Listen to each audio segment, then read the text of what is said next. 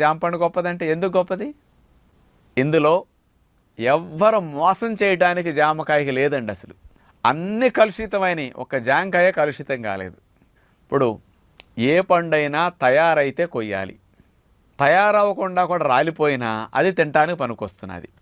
నిమ్మ పండు గాలికి రాలింది, నిమ్మకాయ రాలిపోయింది, దాని కార్బైడ్ వేస్తే ముగ్గుతుంది, నిమ్మరసం పిండుకోవడానికి మళ్ళీ మార్కెట్కి లేత పిందులు పెడితే కొండవు, అందుకని దాని కార్బైడ్ వేస్తే రంగు వచ్చేస్తుంది, పైన కొనేస్తాడు.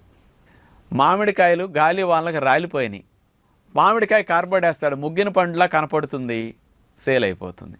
అరటికాయ ఇంకొక రోజులు, నెల 15 రోజులు ఉంటే కానీ చెట్టును తయారు కాదు, కానీ ఈలోపు గాలికి ఇరిగిపోయింది చెట్టు, ఆ అరటికాయలను కోసుకొచ్చి కార్బైడ్ వేసి అమ్మేస్తాడు, అంతే. బత్తాయిలంతే, కమలాలంతే, కార్బైడ్ వేస్తే రంగు వచ్చేస్తాయండి. ఇప్పుడు ముసలోళ్ళు కూడా నెత్తికి రంగు వేస్తే కుర్రోళ్ళు అవ్వట్లేదా? ఇప్పుడు అర్థం